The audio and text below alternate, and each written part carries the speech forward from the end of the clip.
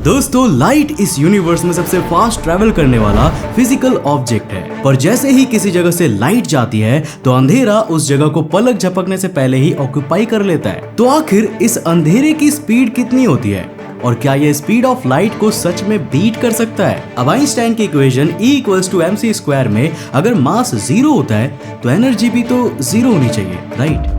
तो फिर ऐसा क्यों है कि लाइट जो कि मासलेस मानी जाती है वो धरती से टकराने पर हमें एनर्जी देती है? वेल, आज के इस वीडियो में हम इन दोनों सवालों के जवाब खोजने वाले हैं। तो हेलो गाइस, मैं कौशिक और चलिए आज मैं आपको ले चलता हूँ डार्कनेस की दुनिया में। अब दोस्तों, जब रात के समय लाइट चली जाती थी तो टॉर्च के सामने हाथों से पीछे वाली दीवार पर शैडोज बनाने वाला खेल तो हम सभी ने खेला है। पर क्या आपके क्यूरियस माइंड ने यह सवाल किया है कि ये शैडोज आपके हाथ को इतनी जल्दी मिमिक कैसे कर लेते हैं? अब अगर आप अपना हाथ आगे पीछे करते हो तो ये शैडो भी बड़ी और छोटी होती जाती है। मतलब यहाँ शैडो ना सिर्फ आपके हाथ को मिमिक कर रही होती है बल्कि बड़ी और छोटी होने के लिए लाइट की स्पीड से भी तेज ट्रैवल कर रही होती है। अब जरा इसी वाले एग्जाम्पल को नेक्स्ट लेवल पर ले चलते हैं। मान लीजिए कि आपके पीछे एक लाइट सोर्स है और आप अपने हाथों की शैडो को मून पर बना रहे हैं। जी हाँ, सुनने में ये इम्पॉसिबल लग रहा है पर ये पॉसिबल है और एटलीस्ट थियोरेटिकली तो हम ऐसा कर ही सकते हैं। अब इस कंडीशन में अगर आप अपने हाथों को हिलाते हो तो धरती पर आपका हाथ सिर्फ कुछ सेंटीमीटर्स मूव करेगा, करेक्ट? पर चांद की सरफेस पर उसकी शैडो कई किलोमीटर्स तक ट्रैवल करेंगे। अब ये तो साफ तौर पर स्पीड ऑफ लाइट के बैरियर को तोड़ रहा है। तो आखिर ऐसा कैसे हो सकता है? वेल, सो क्या हमने एक ऐसी थियरी खोज ली है जो फिजिक्स के लॉज को ब्रेक कर देने वाली है? वेल दोस्तों, ऐसा कुछ भी नहीं है।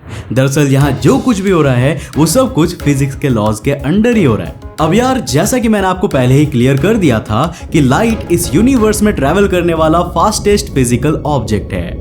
अब यूनिवर्स में कोई भी इंफॉर्मेशन लाइट से फास्ट ट्रैवल नहीं कर सकती और इस वाले केस में तो इंफॉर्मेशन ट्रैवल कर भी नहीं रही है। अब आप कहोगे कि भाई यहाँ तो इंफॉर्मेशन ही इंफॉर्मेशन है।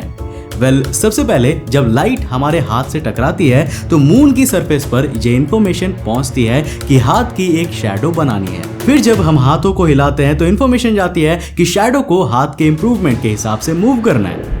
वेल दोस्तों, यहाँ पर ऐसा कुछ भी नहीं हो रहा है। दरअसल डार्कनेस और शैडो को समझने का हमारा परसेप्शन ही गलत है। हम इंसान सोचते हैं कि जैसे ही लाइट जाती है तो एक दूसरा फिजिकल ऑब्जेक्ट जो कि डार्कनेस या अंधेरा है वो उस जगह को ऑक्यूपाई कर लेता है।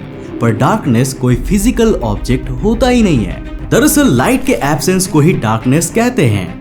और सिंपल वर्ड्स में कहूं तो डार्कनेस एक्चुअल में एक जगह पर फिजिकल ऑब्जेक्ट की एब्सेंस को कहा जाता है। अब अगर किसी लाइट सोर्स के सामने कोई ऑब्जेक्ट आ जाता है और वो लाइट के पाथ को ब्लॉक कर देता है तो वहां पर एक 3 डायमेंशनल रीजन क्रिएट हो जाता है जिसे डार्कनेस कहते हैं। और जैसे ही हम यहाँ पर अपने हाथ को हिलाते हैं तो जहाँ पहले डार्कनेस हुआ करती थी वहां पर एक गैप क्रिएट हो जाता है और लाइट सोर्स से आने वाली लाइट उस गैप को भर देती है और ये स्पीड ऑफ लाइट से ही होता है। अब यहाँ पर शैडो तो सिर्फ एक इल्यूजन होता है जो कि इन गैप्स के क्रिएट और फिल होने के कारण हमें दिखाई देती है। अब दोस्तों, यहाँ पर हम एक और कंडीशन को एज्यूम करते हैं जो आपने अपने डेली लाइफ में जरूर एक्सपीरियंस किया होगा। दोस्तों, मान लीजिए कि हम एक प्लेट लेते हैं और उसे लाइट के किसी सोर्स के सामने रख देते हैं।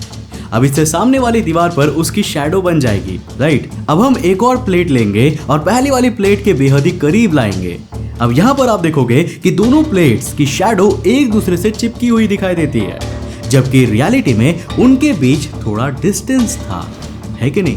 अब इसके लिए हमें साइंस ऑफ डार्कनेस को समझना होगा। दरअसल दोस्तों, जब एक ओपेक ऑब्जेक्ट लाइट के सोर्स को ब्लॉक करता है तो उसकी बनाई शैडो में 2 अलग अलग रीजन्स होते हैं। अब पहला है सेंट्रल रीजन जो जनरली डार्केस्ट होता है और इसे हम कहते हैं उम्ब्रा, और दूसरा है एजेस वाला रीजन जहाँ पर हमारा ओपेक ऑब्जेक्ट लाइट के सोर्स को कंप्लीटली ब्लॉक नहीं कर पाता और हमें इसकी ब्लर शैडो दिखाई देती है।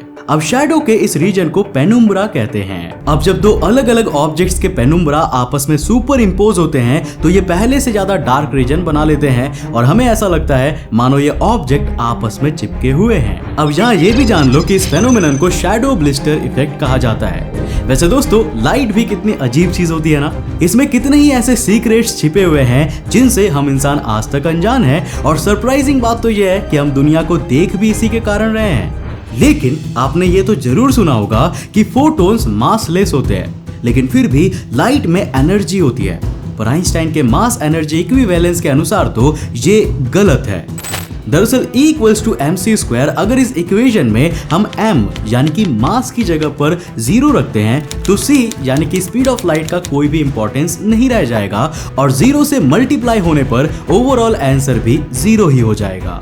तो आखिर ऐसा कैसे पॉसिबल है कि लाइट हमें एनर्जी देती है? वेल दोस्तों, इसका रीजन भी आपकी इनकम्प्लीट नॉलेज है।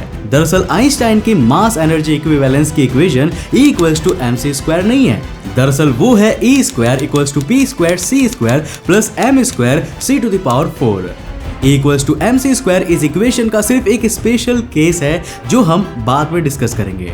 अब इस वाली इक्वेशन में m की जगह पर 0 रखेंगे तो m² c⁴ 0 हो जाएगा। नाउ हमारे पास यहाँ बचता है E² equals to p² c²। अब दोनों तरफ स्क्वायर रूट अप्लाई करने पर आएगा E इक्वल्स टू pc। अब यहाँ पर E टोटल एनर्जी है, p मोमेंटम है और c है स्पीड ऑफ लाइट। अब इस तरह लाइट के पास जो भी एनर्जी होती है वो उसके मोमेंटम के कारण होती है और उसमें मास का कोई भी रोल नहीं होता। अब दोस्तों, अगर आप फिजिक्स में कमजोर हो तो आपने मेरी इस बात पर आंख बंद करके बिलीव कर लिया होगा, पर फिजिक्स को जानने वाले तो यही कहेंगे कि भाई मोमेंटम अपने आप में ऑब्जेक्ट के मास और वेलोसिटी का प्रोडक्ट होता है। मोमेंटम का फॉर्मूला है p equals to mv।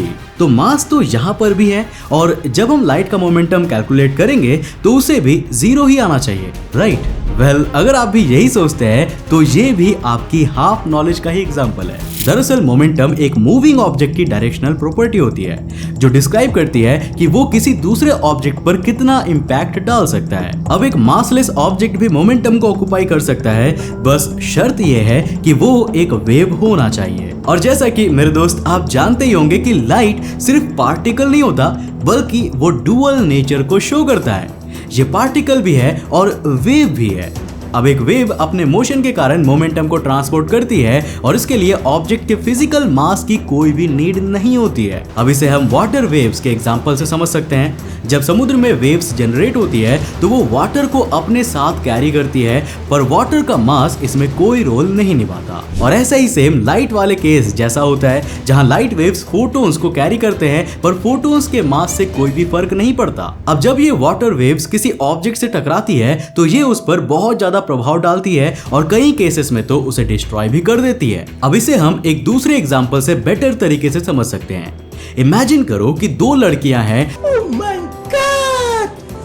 Wow! So guys, लड़कियों के अभाव होने के कारण ये एक्सपेरिमेंट हम लड़कों के साथ करेंगे। चीटिंग करता है तू।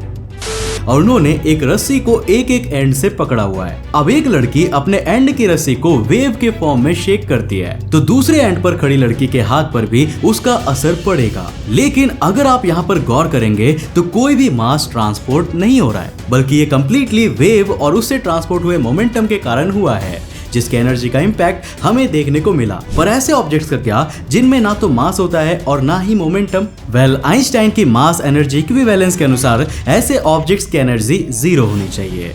और प्रैक्टिकली कहूं तो ऐसे ऑब्जेक्ट्स रियलिटी में एग्जिस्ट भी नहीं करते हैं। अब अगर किसी ऑब्जेक्ट का मास 0 है जैसे कि लाइट का, तो वो रेस्ट में नहीं रह सकता, क्योंकि ऐसे में उसका मोमेंटम भी 0 हो जाएगा और ऐसे ऑब्जेक्ट हमेशा लाइट की स्पीड से ही ट्रेवल करते हैं। और करेंटली तो ऐसे ऑब्जेक्ट्स के एग्जांपल में भी सिर्फ और सिर्फ लाइट ही आता है। अब अगर किसी ऑब्जेक्ट का मास है पर उनमें मोमेंटम नहीं है, यानी कि वो रेस्ट पर है, तो आइंस्टाइन का मास एनर्जी इक्विवेलेंस, जिसका formula E² equals to p² c² plus m² c⁴ है, वो E² equals to m² c⁴ हो जाएगा। अब इसमें दोनों तरफ स्क्वायर रूट अप्लाई करने पर E इक्वल्स टू mc² आता है और यही वो फॉर्मूला है जिसे हम real equation of mass energy equivalence मानते हैं। जबकि ये एक स्पेशल केस है जहां मोमेंटम यानी कि p 0 हो जाता है। तो दोस्तों, आई होप कि आज के इस वीडियो से आपको अपने सवालों के जवाब मिल गए होंगे। अब लाइट से जुड़े अगर आपके दिमाग में और भी कोई सवाल आ रहे हैं तो हमें नीचे कमेंट करके जरूर बताना। अब अगर आपको ये वीडियो पसंद आया और आपको कुछ नया सीखने मिला तो इस वीडियो को लाइक और शेयर जरूर करना, क्योंकि यार आपका एक लाइक हमें काफी हेल्प करता है नए और इंटरेस्टिंग वीडियोस बनाने में। और दोस्तों, अगर आप नए उस चैनल पे और ऐसे इंटरेस्टिंग वीडियोस को देखना चाहते हो तो इस चैनल को सब्सक्राइब करने के साथ साथ नोटिफिकेशन बेल को ऑन कर देना ताकि आप देख सको हमारे वीडियो सबसे पहले। तब तक के लिए बाय, जय हिंद।